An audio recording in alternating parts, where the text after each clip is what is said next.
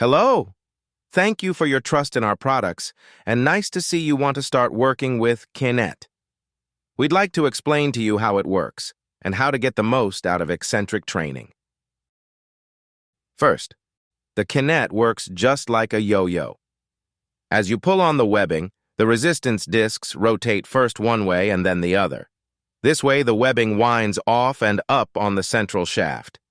The energy you give in the pulling phase, unwinding, gets back to you in the braking, decelerating phase, winding up. We call this stored energy or kinetic energy. The harder you pull on the webbing, the outward, concentric, the harder the webbing winds up again, eccentrically, the way back. So when you move slowly with little force, it is less intense than when you move with a lot of force.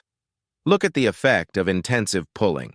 Make sure you're positioned well in a stable way, otherwise the strong resistance in the decelerating phase will make you fall over. This will make it necessary to contract all muscles, increasing your core strength, braking to stay balanced and braking for the transition from eccentric to concentric. At the end of the eccentric phase, there is an eccentric overload. Higher deceleration is increased resistance. So to increase the intensity of the exercise, you give more power and speed on the way out and brake, decelerate harder on the way back. Second, position yourself on the right distance for each exercise. The most important thing about every repetition of all the exercises is that the webbing is always taut, both on the way out and on the way back. The webbing must not hang loose, so pull the handle just until you feel the end of the webbing. The end of each movement is also the end of the webbing. If you stand too close, you have to wait until the webbing is completely unwind, and you will experience that you lost the resistance. If you stand too far away, then you can't complete your movement.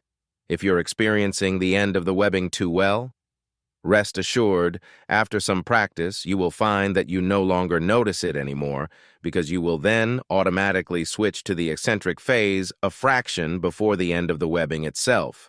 The webbing adjuster allows you to adjust the length of the webbing.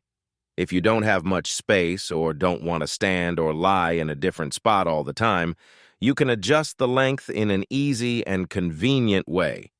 If the webbing is completely unwound and the machine is standing still, you can easily get it going again by giving a small tug, and it will start moving again.